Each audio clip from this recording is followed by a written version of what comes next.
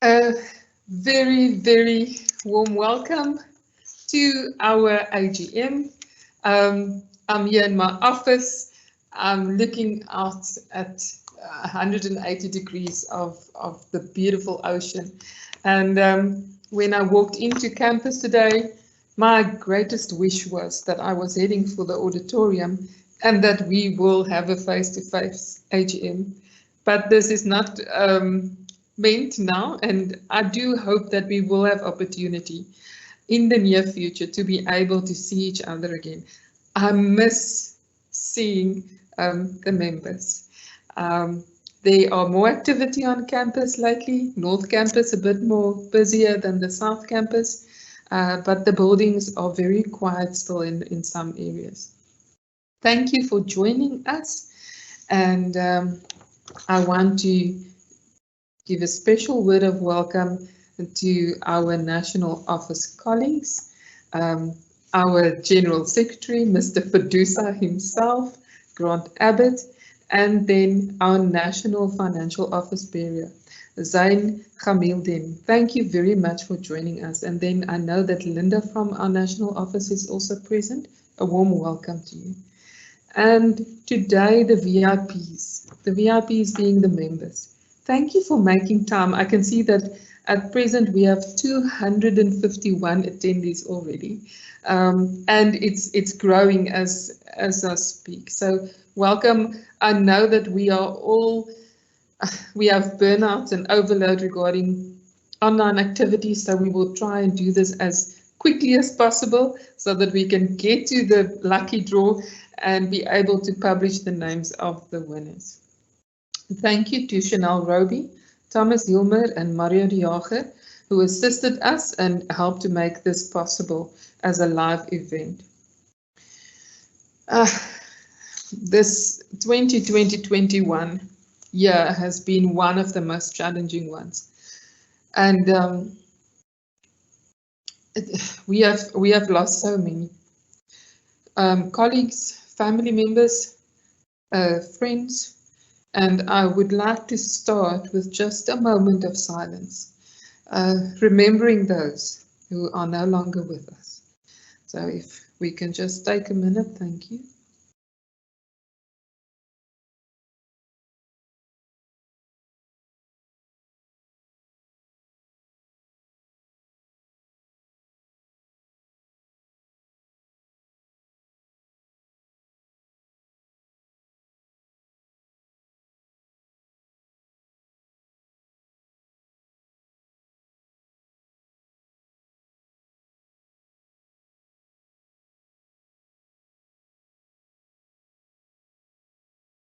Thank you very much.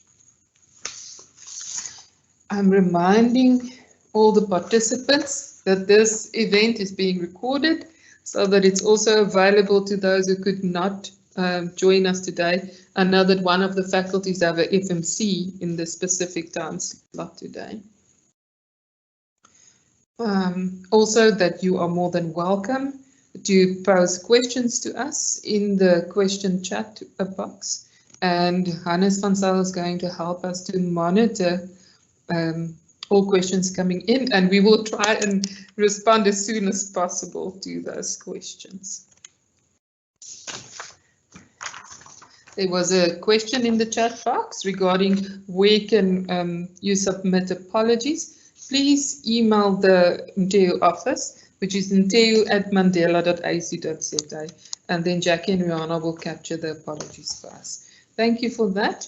The attendance register itself, Chanel is going to help us to download the attendance list, and that will be used for the lucky draw. Hannes will explain to us a bit later how the logistics will work for the lucky draw. So we are on point 3 of the agenda, the minutes of the previous meeting held on the 5th of August. And it was circulated. I'm taking it as read, and I'm calling for a proposer and a seconder. And the way that you would propose or second would be by typing in the Q&A. If in the Q&A you will see there's a icon right at the top with a question mark, which is the question and answer chat box, and I am waiting for, we have 266 attendees. So any of those who were present,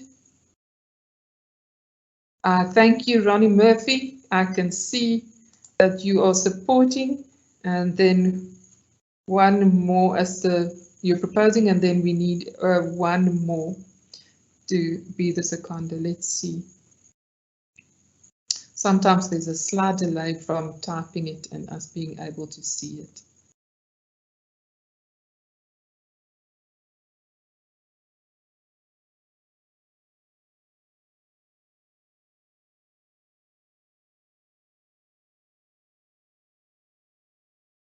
Okay, I'm still waiting for someone that can be a seconder to the minutes being accepted by Ronnie and Elise and Johan Cronje.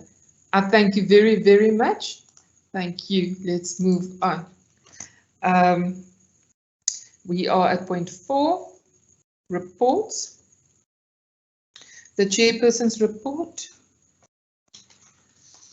I'm going to try and go through it as quickly as possible. And what I want to say is that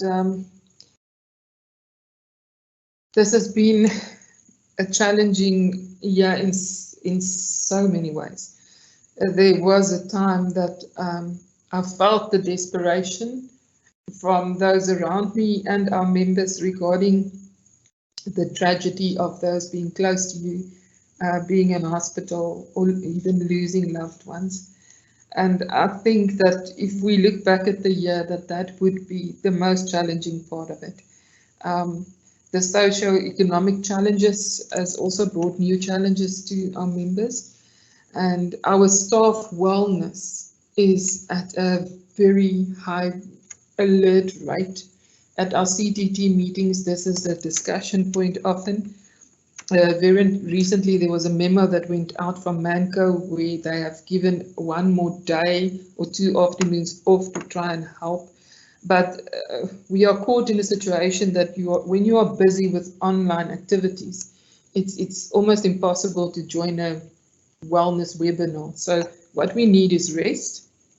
I'm worried about the academic staff. The academic staff cannot have a repeat of the last year. They need proper leave. They need a break to wind down and be able to recover. They are pushing constantly, and even with the 4th term completion and EMA being in November, I'm sensing that the academic staff is very tired. And that is something that management needs to look at very seriously. The hot topic at the moment, vaccination or not, and return to campus or not. At the time that I wrote the report, it was about 3 weeks ago, it seemed that 71% of our staff had at least the first vaccination or one jab. The more recent data shows that closer to 53% of our staff are now fully vaccinated. More than 100 of the staff did not take up the second jab, and we're not sure why. Also, we observe the rights of our members who do not want to be vaccinated, and there is a task team consisting of BEC members leading that space and looking at all the dynamics. This is at a time that WITS and UCT already voted on return to campus next year with compulsory vaccination for their staff and students. Rhodes University at their Senate meeting last week also voted in favor of compulsory vaccination for staff and students. So this is a developing space, and our BEC task team will keep us updated regarding what the trend is and what is happening at our own branch. I want to thank the group of members who represent us so diligently at national level, being Grant and others, and on the ministerial task team, and then at our George campus CTT meetings, and also our Gqeberha CTT meetings, the HR and union engagement teams as a task team of the CTT meetings. Point number 2, conditions of service. Our 2019 conditions of service had an issue related to post-retirement medical aid, which was not published on the IRC. Jackie made work of that, and that is now available on the IRC and captured as such. The recognition agreement was updated to make provision for a full-time shop steward, and the CCMA commissioner assisted us to do so.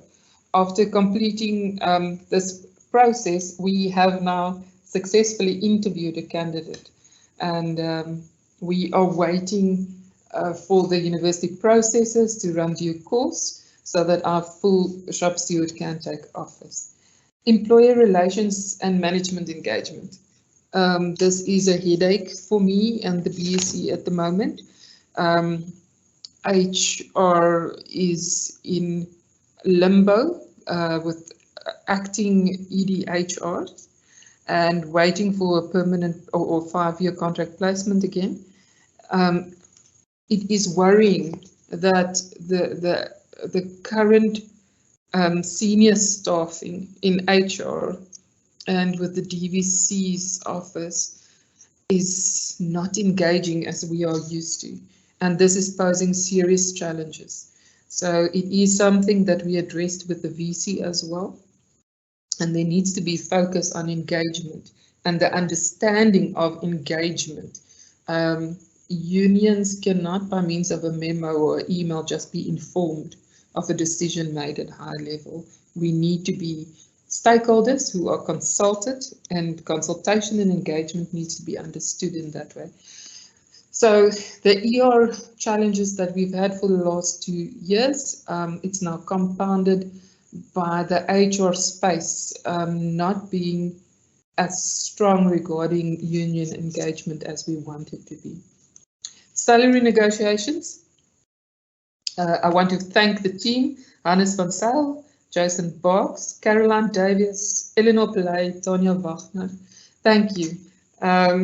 As I said in a minute, I will go to war with you.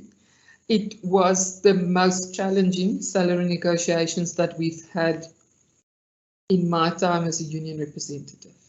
It was not easy, and I'm very happy that now we know that the Ombudsman ruled in our favour, that 4,500 will be added to the pay run of 25th of October. We are thankful to the colleagues in the salary department that's helping to make this possible. I need to mention that this did not come without cost. We received the account of the Ombudsman, 224,000 Rand for the dispute to have been heard by him and for him to arrive at the decision. The account will be split in 3, so we will be responsible for 74,000 Rand. But I'm happy that the process was successful, and we were able to negotiate a little bit more for our members. And something that I'm not sure whether the VC was fully aware of even was savings on staff vacancies for the year 2019 and 2020 equaled 147 million. And even with the payout that we're getting now of the 4,500 Rand, it's less than 12 million.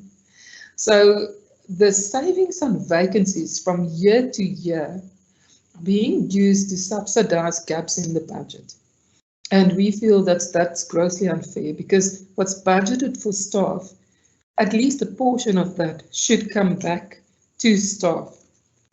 And in one of the salary negotiation meetings, that was something that we spoke to say that 50% or 60% of the savings on vacancies should be reserved and kept back for the next round of salary negotiations. Organizational redesign is still ongoing. Mark Brunt, Jason Boggs, and other BEC members are involved with job description and grading issues related to the implementation of the org redesign. Some structures are in the process of being finalized. We are aware that international office, the George campus, and other areas lagged, and that is still in the process of being approved and implemented. The harmonization project, I wish I could have Mark Brandt speaking to this, because he's so eloquent in articulating the frustration regarding the harmonization project. It is our wish as NTEU to be part of the harmonization project, to speak to parity issues that needs to be addressed, equal work for equal pay, and to look at the anomalies and equalize it. But it seems that this is not the intention from the employer. There's pressure to implement the total guaranteed package, similar to cost accompany, for newly appointed staff members from early 2022, and existing staff members will be given the opportunity to convert from basic salary plus benefits to a total guaranteed package over time. And we're saying that staff would need to carefully consider this move, as it could have financial implications on various benefits and contributions, such as medical aid, pension and insurance. And we want to thank Mark Brandt and Caroline Davies for their valuable input in this space. And as the harmonization project continues and approach some sort of closure, they will be updating members, and I'm asking that you read the communication that will be coming regarding that very carefully before you make such a decision. Finances, point number 7. We lost Yolandi Kok in the way that she was offered a lovely position externally, and we were happy for her that she had this new opportunity, but so sad to lose her as a BEC member, and a very competent one. And in her absence, extreme appreciation to Yolandi that did so well regarding the bookkeeping. In the interim period, Stacey Swiegelaar stepped in, and she is currently helping us. Stacey, thank you. We are unable to continue business without someone in the treasurer's position, and I'm so grateful that you put up your hand to help us for this period. Recruitment and selection. At least this has been a very active space. Me personally, I'm very frustrated by vacancies in my own space, but from the report you can see that there were 460 sessions, of which we attended 381. That's a huge amount of sittings to finalize shortlists and interviews. And thank you to each of those of our members who serve with recruitment and selection. I'm going to mention Hugo Loucher, Ferraz Olivier, Rob Menay, Mario de Jager, Francisco de Vega, Jaco Snyder, the late Rowan Clemens, Leon Maton, Greg Saunders, Hannes van Zyl, Mr. Slangabeza, Jason Box, Lily van Rensburg, Dedra Garber, Eleanor Pillay, Yolandi August, Karen Grobler, Charmian Green, Bridget de Villiers, Linda Kapp, Lizal Bester, Bev Erickson, Ms. Jay Williams, Jackie Staphorst, Elise Labuskaghni, Mr. Mavuso, Yvonne Tembo, Krish Williamson, Jonela Dube, Prof. May, Prof. Campbell, Prof. Snyders, Prof. de Villiers, Prof. Daral van Greenen, Prof. Gary Sharp, Prof. Inge Konik, Prof. A. van der Berg, Prof. Amanda Werner, and Prof. Cullen. Thank you for your time and your expertise to ensure that there's fairness in our recruitment and selection processes. Point 9, barometers and job evaluations. In July, many of our NTEU members attended the barometers training facilitated by Agnes Ngune and presented by Deloitte. For the period of August 2020 to August 2021, 30 job evaluations, re-evaluation and appeal sessions were scheduled, and we remain grateful for the support of our members who assist in this space. They are Mr. Hinkie Rasmus, Jason Boggs, Greg Saunders, Ronnie Murphy, Rob Menay, Mark Brandt, Jackie Smith, Jennifer Harris, and Francisca van der Merwe. It's a very challenging space and very technical, and we appreciate that you made time to help us in this way. Ad personam promotions, as point 10, the following faculties called for ad personam promotions in the last year: business, science, health sciences, law, EBIT, and humanities. A total of 26 sessions were conducted to screen applications and conduct interviews. The NTEU members who assisted with these 26 sessions were Prof. Ingo Konig, Prof. Igor Litwin, Prof. Eileen Campbell, Dr. Fourie, Dr. Johan Hugo, and Mr. Wayne Dry. Thank you very much for that. I want to ask now Chanel if you can screen in our Vice Chair Academic to speak to us regarding the George campus.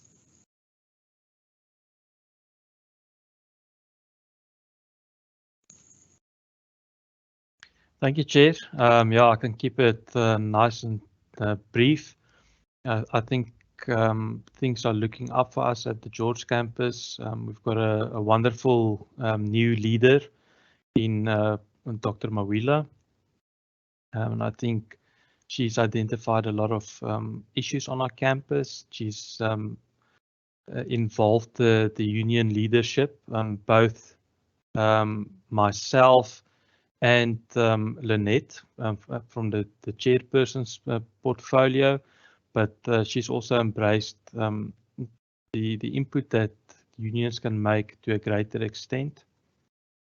Of course, there's always some issues that we can't fix, but I'm happy to report that at the George campus, we've been able to help our members in quite a few grievances. There's one or two that's still outstanding. But yeah, all in all, I think things are very good at the George campus, and we're sure it's just going to get better in the future. So thank you very much.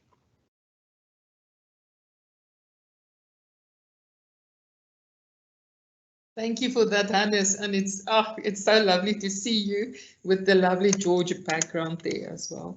And Dr. Mawila is really someone that has opened a door to union engagement, and it's a blessing that we have someone in a leadership capacity as such at George campus.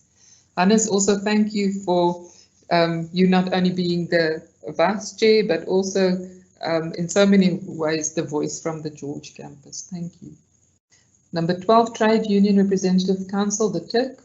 Our TURC members form the first line of support as shop stewards to assist members. They are our eyes and ears on the ground, and they also give advice and bring issues to the BSC's attention. Thank you for serving as the members for this year. Clovis Breyer from George, Barry Bradley, Zola Daniels, Wayne Dry, Ronnie Murphy, Andrew Murray, Noel Penny, Jaco Snyder, Lizelle Bester, Faith Blichnout, Naluva Bobby, Kirja Jagannath, also from George campus, and our beloved Joan Pongola at Mbuzweni Information Services. Thank you for your time and energy to assist our members and engage BSC. Number 13, the full-time shop steward. I already briefly touched on this. This is a legacy project.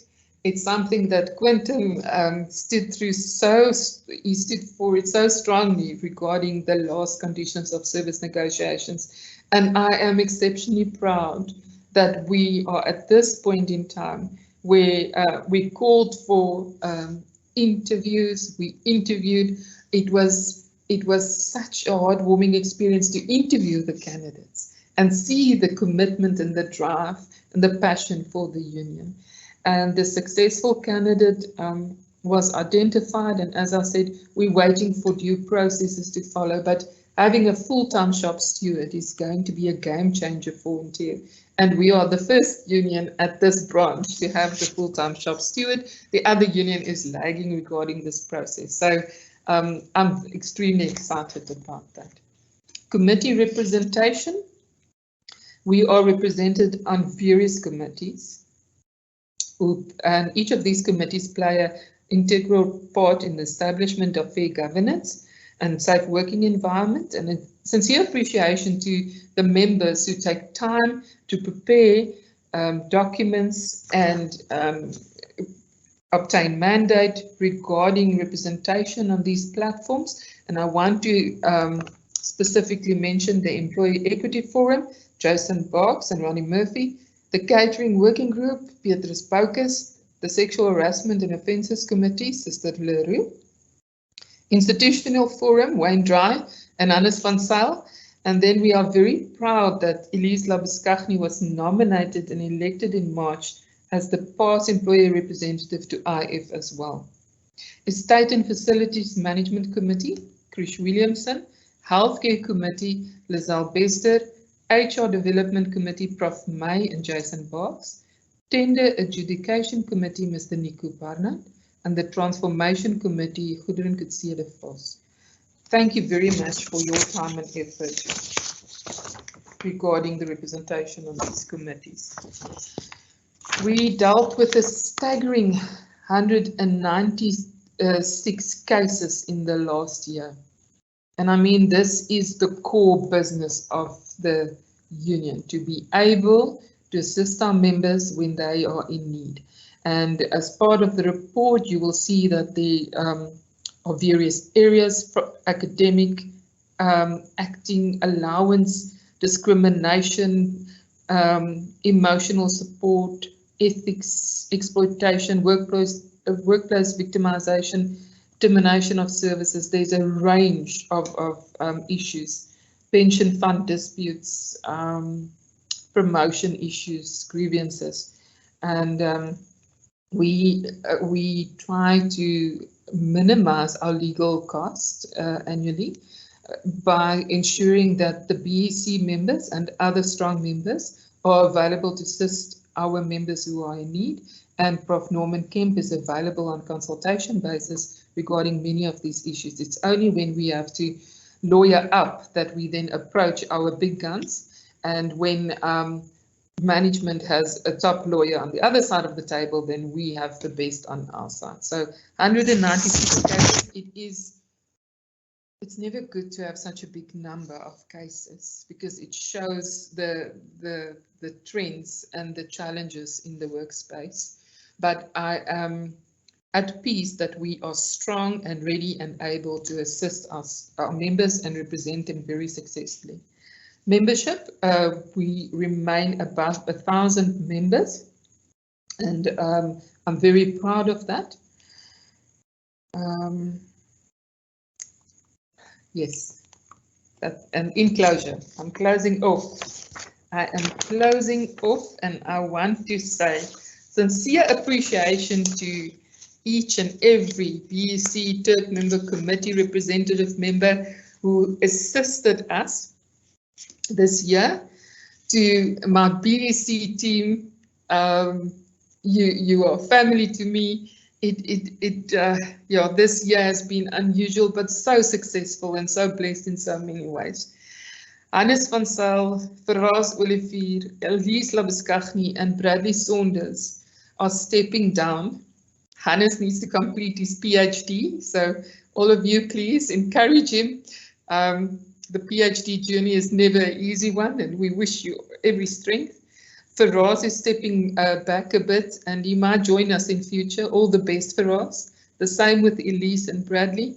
Thank you for your valued contribution. I will forever have fond memories. And then it is with a very heavy heart that I'm stepping down as chairperson. I have severe challenges in my own workspace regarding long overdue vacancies that remains unfilled, and my focus needs to be on my teams during this period. So I'm stepping down as a chairperson, but I'm doing it with such joy and excitement regarding the new team that's coming in, and the full-time shop steward. And I want to thank each and every one that has been part of my journey as the NTEU chairperson. It has brought me immense joy and a deep sense of purpose. So thank you. That is my last then as the chairperson's report. The next report is the financial report, and Chanel, I'm going to ask if you can cue in Zain to assist with the financial report. Thank you.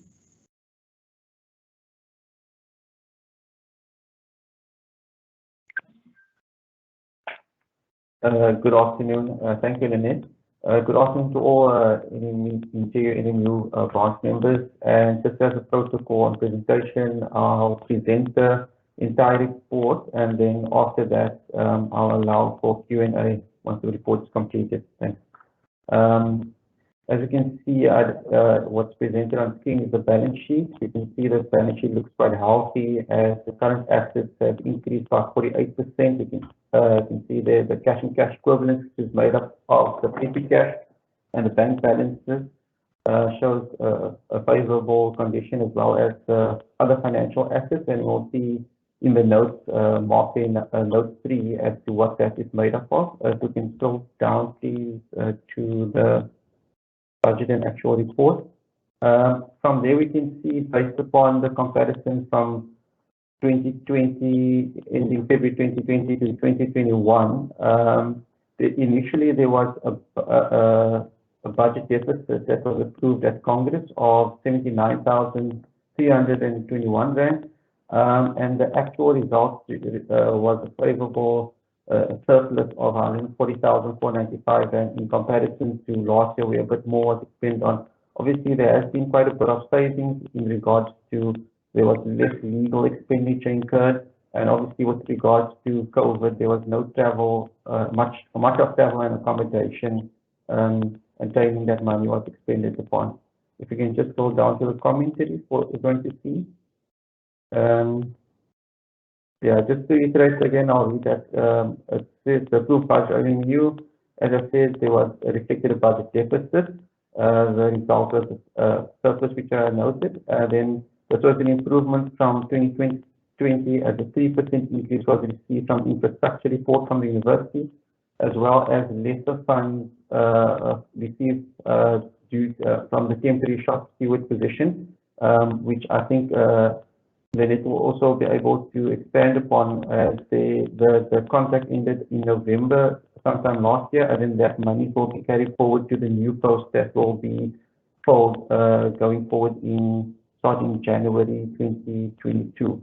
And then the second bullet is a quadrennial budget model, which means that NTEU is currently operating on a 4-year budget, which means that any deficits or surpluses that are earned or incurred for the financial period will be carried forward up until the year ending 2024. And just to expand further, it says the new budget model ensures that a portion of membership fees, which is 7 rand per month for any new, is transferred into the branch's FNB account after deducting any expenses. And thus far, we've transferred about close to 80,000 was transferred to the FNB account, which is controlled by the branch. You can just go further down. Okay, these are just the notes with regards to refer back to the financial statements. The fixed assets, as you can see, it's the basic IT equipment and furniture that is held at the administrative offices. And they are, like I said earlier, the current assets, the cash and cash equivalents, the FNB is quite a healthy bank balance there, as well as the petty cash. It shows a reduction in petty cash, but most of the transactions are we try to do by EFT instead of having any hard cash on the facility.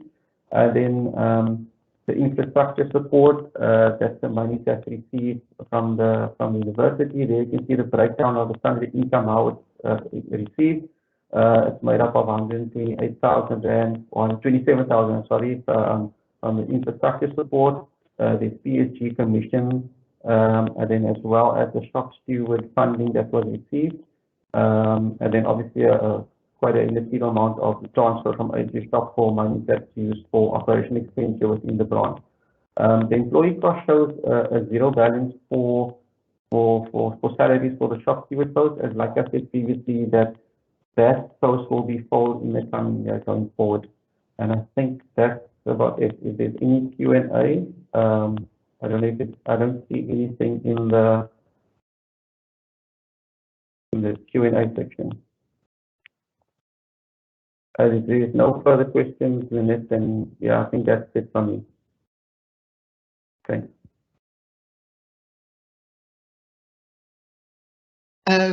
Thank you so much for that, Zane.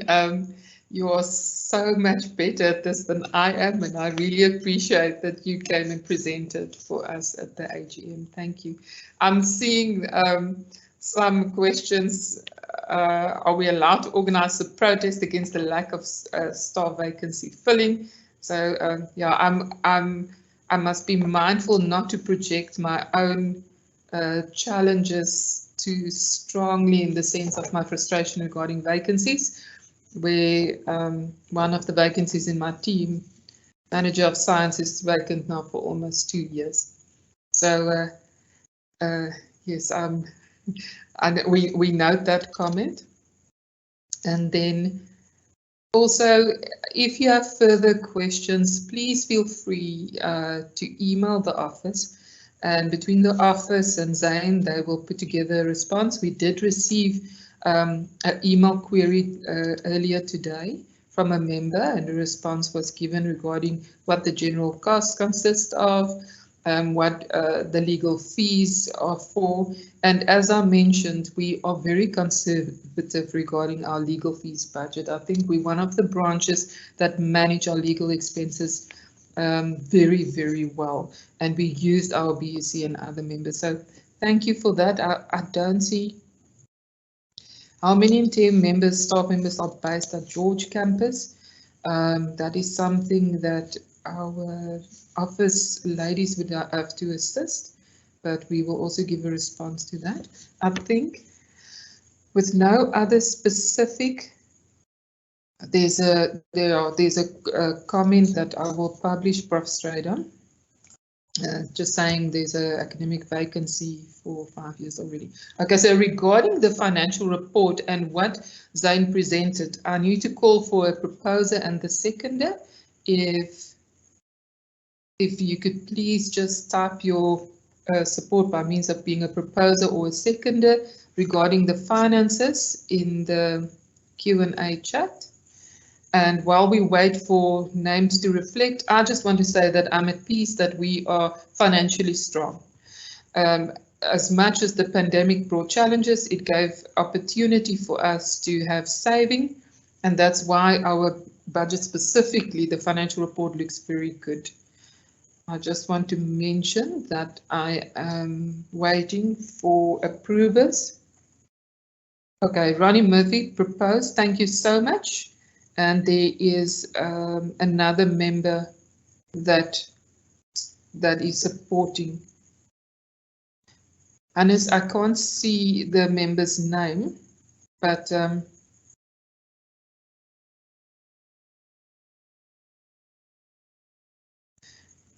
Dedre Garber, I thank you so much. Then there are two questions. Why the big drop in shop steward funding from 1 year to the next? So the conditions of service were renegotiated in 2019, and the agreement was made then that we will endeavour to find processes to appoint a full-time shop steward. The agreement was that while we put these processes in place or develop it, that there will be funding made available for additional support to the union office. So last year we received 10,000 Rand a month, 120,000 in support. For this year, we didn't receive it yet, but I do know that 500,000 was set aside for the full-time shop steward position. So that is something that Zane and myself discussed this morning, because we are still short of the shop steward funding support budget for this year, in relation to the previous year, and the condition that while we wait for the appointment of a full-time shop steward, that there will be financial support. So that speaks to the question in the chat box regarding the difference. And then there was a question regarding, could you explain a little bit further about the vacancy and the staff budget at the university level? Yeah, the challenge is, and as I will repeat this because Caroline, I'm sure, is part of this meeting as well, and this Caroline Davies, and we did our homework regarding finances and savings, and for the year 2019 and 2020, savings and staff vacancies, it was 147 million. The person that asked the question is Alistair Potts, and he's saying he's from academic space, and he's told that there are no funds for his faculty vacancies. So 147 million. Alistair, we would have to share in an email maybe a bit more detail regarding the funding model and whether these were money from past positions or whether it had effect on the academic. The academic HRM works a bit different to the past funding, and that's why I think it's predominantly past funding savings. But Alistair, we will respond to you in an email with a bit more detail regarding that. Then Vuyo Bongela, have we made an argument to management about the staff vacancies and the impact they have on staff wellness? Yes, Vuyo, acutely so. Acutely so. And I think that's why in the recent salary negotiations, the Ombudsman had he listened to us. He really listened to us, because the challenge is that staff who are carrying double and triple load get depressed, demotivated, and are no longer able to be creative and innovative. And yes, the vacancies, the saving is used towards the COVID budget and others, but what happens to staff where they are no longer able to take leave or rest because they are picking up the extra load? And that is, in my case, I've had this experience, and my challenge is that I've raised it to the highest levels and nothing has come from it, absolutely nothing. I need to find my own way of dealing with what is being expected. As a chairperson of a union, stepping down today, it is even more worrying, because I struggle not with the fact that I'm not able to fix this. And that's why if I have this frustration, I can just think what the impact is in other areas. My hope is with the placement of the new EDHR and under the guidance and leadership of the DVC that this will be a priority issue.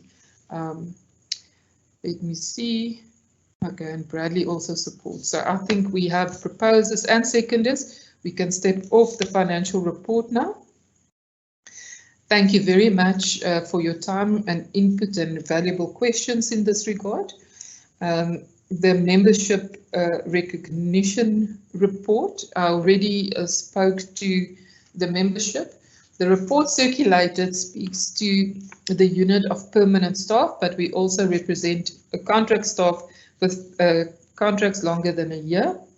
And so you will see via the annexure 4 shared that this was, we have 40% representation with 985 permanent staff members, but we actually have 1,011 members, the difference being from contract staff.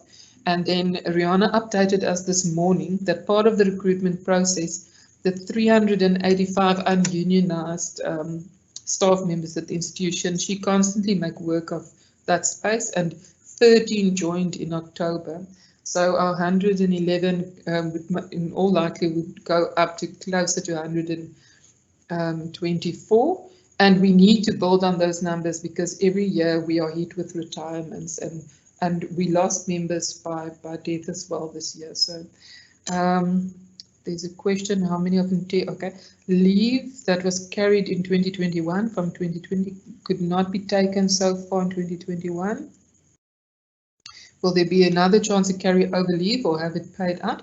Okay, this is a leave issue. We have Eleanor and Prof. Adrian Koenig on a special task team that brought this to the attention of Dieter. This is specifically Prof. Koenig brought it to the attention of Cheryl Foxcroft, and then Eleanor joined in as well to speak to the challenges we past off are unable to take leave. So I think there will be in the next WhatsApp, the weekly WhatsApp, there will be an update regarding what's happening in that space regarding leave and carrying over leave. I think that's it then. The membership report for noting. And then we're going to move to elections. And Grant, I am fully aware that at 2 o'clock you need to step out to get to the airport. So I am handing over to the one and only, formally from this branch, our General Secretary, Grant Abbott, to lead us regarding the elections. Thank you, Grant, for making time to be with us today.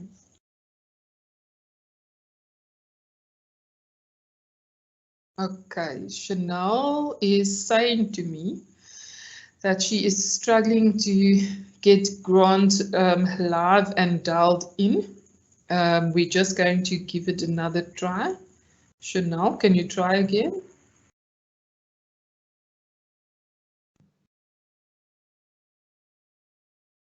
I'm back in. Can anyone hear me? And my camera's on too. Chanel? We can hear you. We can hear you, we just can't see you. Oh boy. That's My apologies for the delay, members. I just want to, we're just trying to get Grant in quickly. In the event that Grant is unable to be dialed back in, then I will have to take you through the elections, and just give me a second to get the list.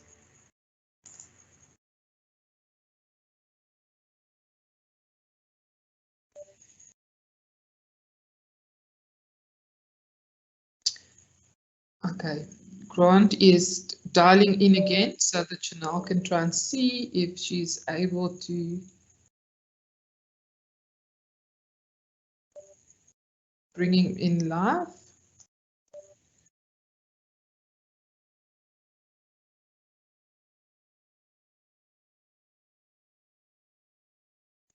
Okay, Grant, I can see that you dialed in. Chanel, if you can give it another go.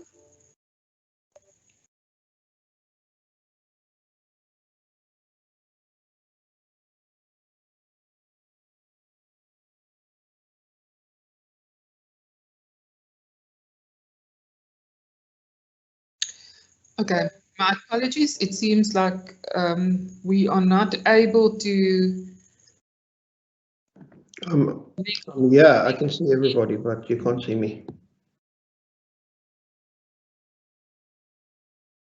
So I will have to continue with the election, and Grant, my apologies about this. If this is a breach of any of our processes, then we will have to rectify it by means of round robin or further support required from the members. I am going to start with the following positions then.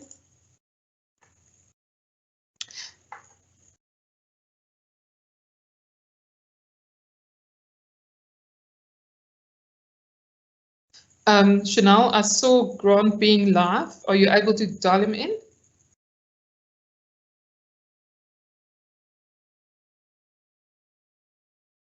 Lynette, Grant can speak. The audience just won't be able to hear him. I mean, to see him. They'll be able to hear him, which is the important part. So they'll just have to Google what his face looks like. Thank you. My apologies. It seems that we are losing Grant's camera, but he's able to speak. Chanel, can you then put live for Grant, even if it's only able to speak?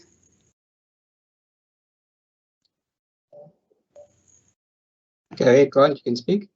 Good afternoon, everybody. Sorry about that. I think a glitch happened when my Wi-Fi went down, and then now it's not picking up my camera. So you can just hear me, and then yeah, Google me if you need to see what I look like. I think I'll pop up on page 2 or 3 of Google.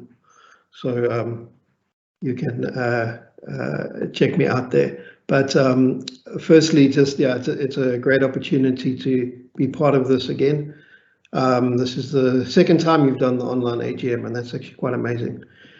And it is my honor and privilege to announce the new BEC. But before I do, I just wanted to say a special thank you to Lynette and to your team and the guys that are taking a step back. You've really served the branch and the union incredibly well. The report, I mean, just the number of things that you guys are doing is just absolutely amazing. And to you, Lynette, I wanted to particularly say a really well done to you. You've done an outstanding job, and you're an exceptional leader. And I know that you won't be lost to the union. You'll be missed, certainly, I would imagine, in the BEC, but I know that you will continue to assist where you can. So thank you very much for that. Colleagues, the nominations did go out, and there were nominations that came in for almost all of the positions. There are 2 members currently serving, and they will continue because they're in their 2nd year. At the last National Congress, NTEU took the decision, or sorry, one of the chairperson meetings took the decision that an election term is now 2 years long. So the members who are elected for a 2-year period. The members that are staying on is Jason Box as a BEC member, and then we also have Eleanor Pillay in Vice Chair for Support Staff, or POS. But I'll talk about that in a moment as well. Then in addition, there were nominations for additional BEC members. These members, they don't serve any particular portfolio. They support the work of the branch and the BEC as is required. And these additional 4 members that were nominated, they've all accepted the nominations, and there was a valid proposer and seconder. And that is Zola Daniels, Tanya Vachana, Ronnie Murphy, and Nuran Ahadin. So congratulations to all 4 of you. In addition, for the George campus, there is a BEC member elected from the George campus, Mr. Hugo Lopscher. Congratulations, Hugo. Or is it Hichwa? The branch secretary, there's a new nomination for branch secretary, Christian Williamson, proposed and seconded. And then for treasurer, this is probably one of the most important positions because they hold all the money, Marina Chalmers, sorry. Then for the position of Vice Chair Academic, we got Dr. Warren Brettany. Congratulations, Dr. Brettany. And then colleagues, for the chairperson, the person who will be leading this incredible team and this amazing branch, taking over from Lynette, is Ms. Eleanor Pillay. So congratulations, Eleanor. Eleanor is currently, as I said, she's been fulfilling the role of Vice Chairperson for Support Staff. So that position then becomes vacant, and it will be dealt with in the vacant positions is the Vice Chair POS and a position for marketing and recruitment. Those will be dealt with in the next BEC meeting. So congratulations to the incoming team. I know that the branch is in good hands. I like it when there are people who put up their hands to continue to just do this incredible work. So congratulations and well done to everybody. Grant and Chanel, my camera has been on while Grant is speaking, and thanks to my dear Gideon Branston for alerting me to it. So thank you for that. And I've stepped down as chairperson, and thank you. Grant, travel safely. And Chanel, can we just test if you are able to now cue in our very new chairperson, Eleanor, if we can test that you are able to be queued in.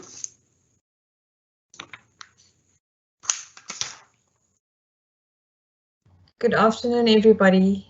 Thank you for the nomination. Thank you for trusting me with this very, very big job ahead. But I have learned from the best. There is no one better than Lynette and my fellow Vice Chair, Hannes. So thank you very much, and I look forward to taking us forward during what continues to be a very difficult time. To Grant, before you leave, travel safe, and thank you for all your support from National Office as well. Okay, so let's continue with the AGM. The next point on the AGM is the trade union, the Turk, which has already been spoken about, and I just need to stress the importance of the Turk plays in supporting NTEU. We also will be having elections soon for the Turk, so I'm not going to speak too much about it because it already has been discussed in Lynette's report. With regards to membership subscription, the subscriptions are determined by Congress, so the annual subscription increase will be announced in 2022, and I'm sure that the office will, via our WhatsApp or emails, alert us to what the increase will be for 2022. Our next point is point number 7, and I'm going to ask Chanel to please give over to Hannes, who will then take us through what's going to happen with the lucky draw.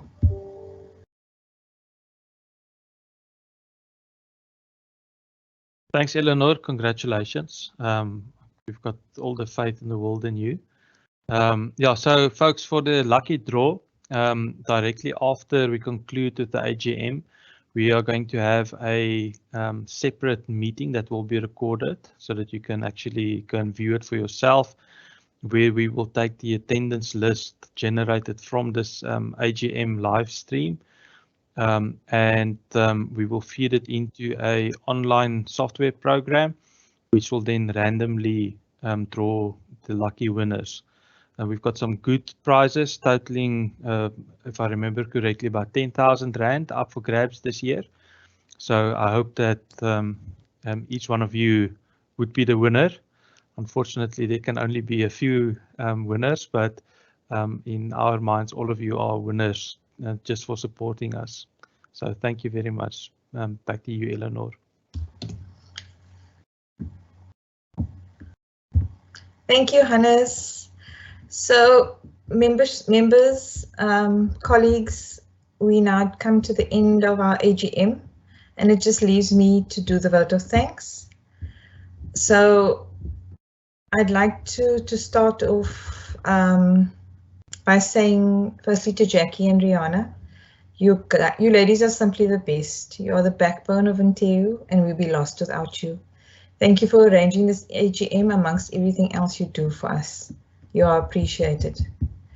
To Lynette and Hannes, and I'm not going to cry, who today officially hand over the reins and step down from the executive of NTEU. Words fail me. Thank you is never enough. Lynette, you took over the reins at NTEU at a very difficult time. You've led with a different approach than what we were used to under your male counterparts. We are grateful for all you have done for NTEU, and we will miss you tremendously. All the best with what lies ahead. Hannes, you are a young, energetic academic and not afraid to speak your mind. Your voice will be missed, as well as all your advice and your support. Prof. Kim, who is the office rock, and we rely heavily on his calm, consistent and fair approach in support of our members facing difficulties in the office environment.